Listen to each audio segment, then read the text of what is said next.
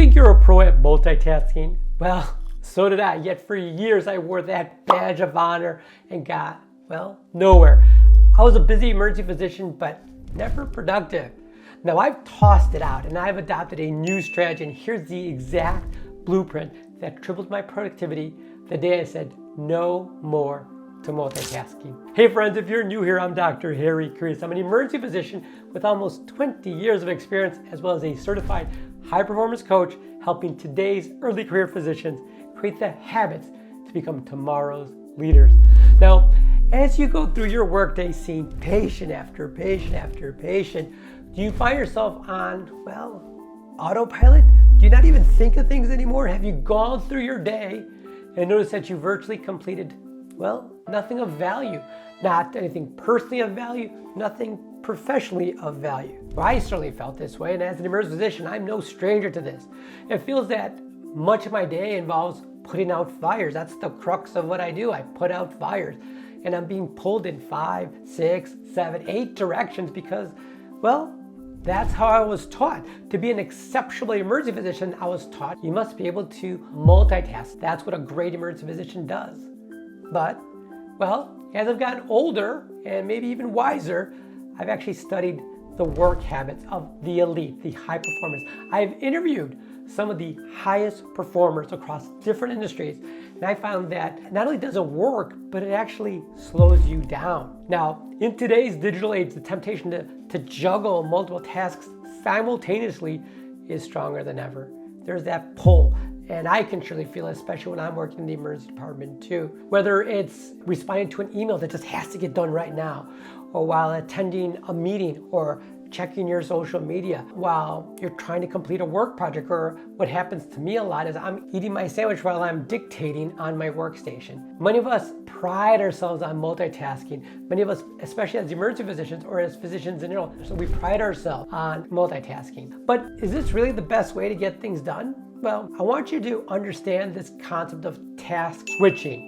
You may ask, well, what exactly is task switching? Well, it's often mistaken for multitasking, and it refers to this process of just rapidly shifting attention from one task to another. This may sound very familiar to you as you're going from patient to patient. While it might seem like you're doing two or things at once, the reality is that your brain rapidly toggling between tasks. And the research behind task switching is mind-blowing. There's been numerous studies that have shed light on the inefficiencies and the downsides of task switching. The first one is there's reduced productivity. Research from the University of California at Irvine found that it takes an average of 23 minutes and 15 seconds to return to the original task after an interruption. So constantly switching between tasks can significantly hinder your overall productivity throughout your entire day. Second thing, it increases your mistakes. A study published at the Journal of Experimental Psychology showed that frequent task switching can lead to a 2-fold increase in errors compared to focusing on one task at a time. Third thing, it just diminishes your memory. There's another study from that same journal showed that constant interruptions negatively impact short-term memory, making it harder to retain information. This is especially true for us in emergency medicine. We're just constantly being distracted. We have to keep going into our memory boxes to find something that's getting harder and harder to do. And the fourth thing, it increases your stress levels. Continual task switching can increase stress, leading to burnout and other things such as depression and emotional unrest. This is particularly concerning given the increasing rates of burnout in our field. So there is this myth surrounding multitasking. And despite these findings, many continue to believe in the power of multitasking.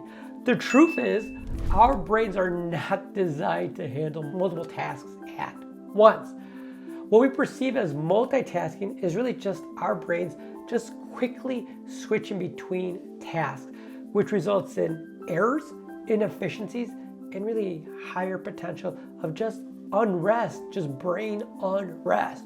So how do we do it? How do we combat the pitfalls of task switching? Well, unitasking. That's the solution. Number one, you must prioritize unitasking. You have to understand that single tasking is the most important thing towards your overall health, mental health, and really productivity. That's how the high performers are doing it. And at its core, unitasking is about immersing oneself entirely in a single activity. This focus not only enhances your performance, but it also improves the quality of your work, which is really what I want for you. Every time we switch tasks, there's a cognitive cost. There's a cost to that. This attention residue means part of our attention is left behind with that previous task. By understanding the dynamics of single tasking, we become more aware of the pitfalls of multitasking. Secondly, my friends, it boosts your creativity and innovation. When the brain isn't constantly switching gears, it can dive deeper into the thought process. And you know this. You know this from medical school when you've just focused on one subject area. You're able to get deep into it and you're able to retain it for longer. By prioritizing unitasking, you can often find that you're more imaginative, more creative, and you just actually produce better quality work. But you have to cultivate that mindset. It's not just about doing, it's about being. So let me explain. To truly prioritize unitasking, one needs to embrace it as a mindset. This involves retraining our brains and letting it. You have to set boundaries for interruptions and dedicating specific blocks of time to individual tasks. That's why I love time blocking. The other thing that I love is something called the Pomodoro Technique. The efficiency of short bursts. The efficiency of short, focused intervals. The Pomodoro Technique's strength lies in the ability to provide structured work periods. These short, focused intervals allow for intense concentration, and it really minimizes the potential the burnout. Regular breaks ensure that the mind stays refreshed and can return to the task with renewed vigor. So how do you do this? How do you adapt to this work style? While the classic Pomodoro suggests 25-minute work intervals, you can adjust this based on your unique concentration span. So let me explain what that means.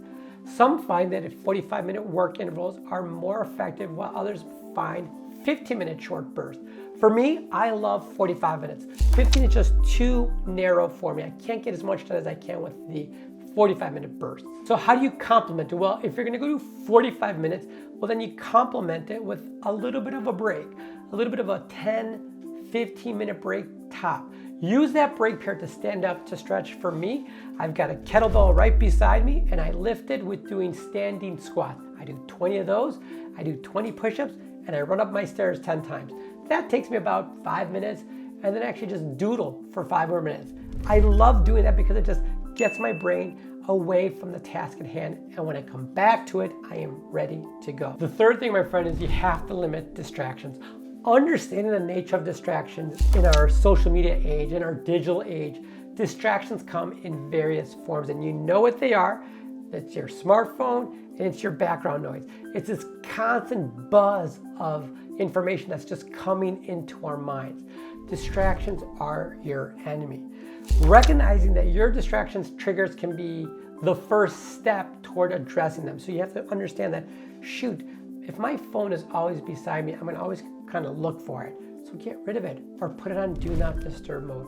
What I do is I put it on do not disturb mode and I flip it face down. So I don't have to look at it. I'm not tempted to look at it at all.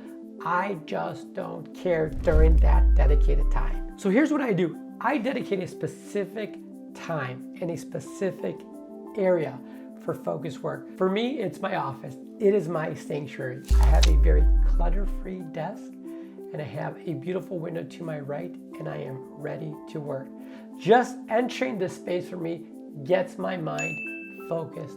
Now, as some of you know, I love tech. I use tech to the best of my ability, but I don't let it be my distraction. But I'm going to use tech here. In this weird, ironic twist, technology can actually help solve the very problem it often causes. So for me, there are two apps that I absolutely love. The first app that I absolutely love is called Brain.fm. Brain.fm provides this music that helps get my creative mind going. I listen to it in the background all the time and it really focuses me. The second app that I absolutely love, especially when I'm working on the computer, is called momentum. Momentum for me puts a clutter-free workspace, because what I found is when I have a clutter-free physical workspace and a clutter-free digital workspace, I just get stuff done. And that's what I want for you too. It reduces your risk of trying to go into another task. Momentum's digital app creates a digital workspace that is just clutter-free and just beautiful. I highly recommend it for you. So while task switching might give you the illusion of productivity, it really harms you at its core. By using the strategies and to stay focused, you increase your productivity. Unitasking is the way. But before you go, if you've ever really wondered what it truly takes to stand out in medicine, I've got something special for you. I want you to click this video right here, where I'm going to give you the deep dive and walk you through the painful truths and the hard lessons that paved the way toward my success, which I want for you too. So make sure you click this video right here and unlock the truth that no one really wants to tell you about, but I'm going to. See you soon. We'll talk about that.